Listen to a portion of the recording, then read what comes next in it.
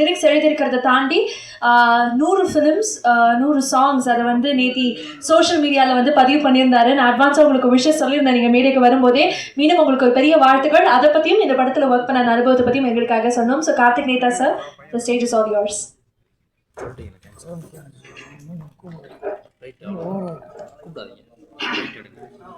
ரொம்ப நன்றி மேம். நான் முதல்ல விஜயானந்த் சாருக்கு என்னுடைய மனமார்ந்த பிறந்தநாள் வாழ்த்துக்கள் சொல்லிடுறேன். அப்புறம் இது 25வது திரைப்படம் சாருக்கு. டபுள்ஸ்ன்னு போட்ட மாதிரி சாருக்கு வந்து டபுள்ஸ்ன்னு நினைக்கிறேன். பிறந்தநாள் அன்னைக்கு 25வது திரைப்படம் வருது. விஜயானந்த் சாரோட எனக்கு மலரும் நினைவுகள் தான் போகுது. அவர் சோலைமேடு கில் நகரில் இப்போ ஸ்டுடியோ வச்சுருந்தார். நான் வாய்ப்பு தேடிட்டு இருந்த டைமில் அப்போ வந்து நெஞ்சாங்கூட்டில் நீயே நிற்கிறாய் அந்த பாடல் வந்து பயங்கரமாக பிரபலமாக இருந்த பாட்டு. அந்த நேரத்தில் தான் நான் சாரோட அலுவலகத்துக்கு போய் வாய்ப்பு கேட்டேன். அப்போ வந்து ஒரு தேர்வுலாம் ஒன்று வச்சார் எனக்கு. அந்த பாட்டையே வந்து வேறு மாதிரி எழுதிக்காங்க அப்படின்னு நான் எழுதி கொடுத்தேன். அப்போது அவர் சரி நல்லா மீட்டுக்குள்ளே தத்தகாரத்துக்குள்ளே எழுதுறீங்க, நான் அழைக்கிறேன் அப்படின்னு சொன்னார். அதன் பிறகு அந்த கொஞ்ச நாட்கள்லேயே ஒரு தொடர் ஒன்றுக்கு சார் இசையமைச்சிருந்தார். நம்ம அந்த என்னை தேடி காதல் என்னும் தூது அனுப்புன்னு ஒரு பாடல், அந்த மீட்டை கொடுத்து எழுத சொன்னாங்க. அது நான் எழுதுனேன். என்னுடைய வந்து தேன்மொழிதாஸ் கவிஞர் அவங்க எழுதினாங்க. ஆனால் அவங்களோட வரிகள் ரொம்ப ஆழமாகவும் வீரியமாகவும் இருந்ததுனால அந்த பாட்டை அவங்க எழுதினாங்க. அதன் பிறகு சாருக்கு நான் வாய்ப்பு தேடலை. அதுக்கப்புறம் நான் அப்படியே ஒரு பயணத்தில் இருந்துட்டேன்.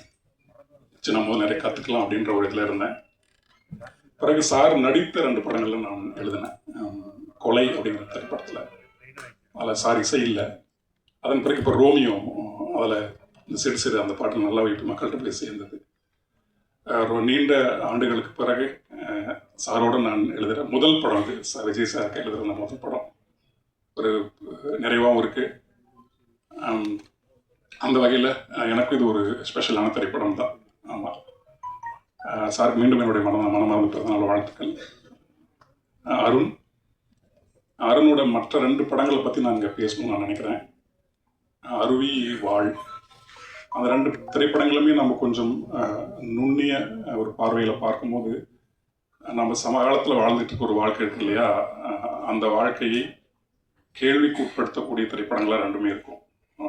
நம்ம வாழ்கிற வாழ்க்கை சரியாக இல்லை, நம்ம சமூகமாகவும் அரசியலாகவும் நம்முடைய உளவியலும் சரியாக கட்டமையாத ஒரு காலத்தில் இந்த வாழ்க்கையை வாழ்ந்துட்டு இருக்கோம் அப்படிங்கிறத ரொம்ப அழகான கதை பின்னல் அந்த 2 படங்களுமே சொல்லியிருக்கும். அது அருவிலாம் கேள்வி கேட்கக்கூடிய ஒரு படமாக இருக்கும், சுட்டி காமிக்கக்கூடிய ஒரு படமாக இருக்கும். நாம் தப்பாக வாழ்ந்துக்கிட்டு ஒட்டுமொத்த சொசைட்டியும் தப்பாக சொல்கிறோமே அப்படிங்கிறத அந்த படம் தெளிவாக காமிச்சிருக்கும். வாழும் அப்படி தான். ஒரு தனி மனிதனாக, ஒரு இண்டிவிஜுவலாக இந்த சமூகத்துக்குள்ளே நம்ம எப்படி இருந்தால் இந்த சொசைட்டி கட்டமையும் அப்படிங்கிறதுக்கு அந்த வாழில் பயணம் பண்ணக்கூடிய அந்த கதாபாத்திரம் நமக்கு ஒரு பெரிய உதாரணமாக எடுத்துக்காட்டாக இருக்கும். ஆமாம், ஒரு ஈச் அண்ட் எவரி இண்டிவிஜுவல் சரியாகலைன்னா அந்த சொசைட்டிங்கிறது சரியாகாதுங்கிறது அந்த படத்தில் ரொம்ப ஆழமாக ரொம்ப தெளிவாக கட்டமைக்கப்பட்டிருக்கும். இந்த சொசைட்டிங்கிறது ஈச் அண்ட் எவரி இண்டிவிஜுவல் தான், தனித்தனியாக இல்லை. இது ஒரு சங்கிலி, இது ஒரு கண்டிங்கிறத கதை வாயிலாக எஸ்தட்டிக்காக ரொம்ப அழகாக சொல்லியிருப்பாங்க. ரொம்ப பிடிச்ச படம் 2 படங்களுமே எனக்கு. வெறும் படமாக இல்லாமல் நம்ம தேடிக்கிட்டு இருக்கிற ஒரு வாழ்க்கையை ஒருத்தர் முன்னாடி காமிச்சிட்டு இருக்காங்க, அது நமக்கு புரியலையே அப்படிங்கிற ஏக்கம் படங்கள் எனக்கு வந்திருக்கு. அந்த 2 படங்களை வச்சு, அது முக்கிய குறிப்பாக வாழ் வச்சு, வாழ் இன்னும் நம்ம ஒரு சமூகத்துக்குள்ளே டிஸ்கஷனுக்குள்ளே கொண்டு வந்திருக்க வேண்டிய படம். ஆமாம், அது வரலைங்கிறது ஒன்றும் பிரச்சனை இல்லை, அது மீண்டும் போயிட்டு தான் இருக்கும். ஆமாம், அதே மாதிரி தான் இந்த படமும் அந்த நியோ பாலிட்டிக்கல்னு பார்த்தோன்னே எனக்கு ரொம்ப மகிழ்ச்சியாக இருந்தது. ஆமாம், இந்த படம் உறுதியாகவே அதை தான் பேசுது. எனக்கு பாட்டு எழுதும் போது எனக்கு கதையை சொன்னாப்புல. ஆமாம், இன்னும் குறிப்பாக அந்த 2வது பாடலாக வந்த அந்த வாகீசனுடைய பாடல் ரொம்ப சிறப்பாக இருந்தது. வரிகளாகவும் மிட்டாகவும் ரொம்ப நல்லாவே இருந்தது.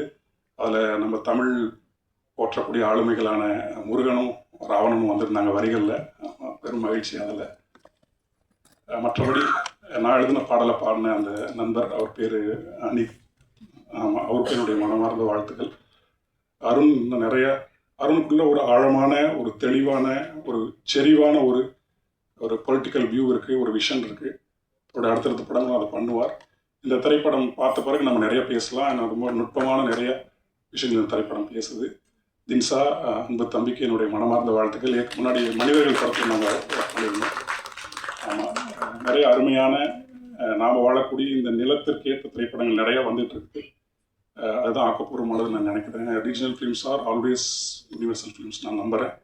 நம்ம தமிழ் திரைப்படம் கொடுத்துக்கிட்டே இருக்குது, ப்ரௌடாகவும் இருக்குது. மற்ற அத்தனை பேருக்குமே என்னுடைய மனமார்ந்த நன்றியும் வாழ்த்துக்களும். கேமராமேனுக்கு என்னுடைய மனமார்ந்த வாழ்த்துக்கள். புதுசாக அறிமுகம் வர நமக்கு தமிழ் சினிமா வரவேற்கிறது. வாங்க, நிறைய பண்ணுங்க. ரொம்ப நன்றி அத்தனை பேருக்கு.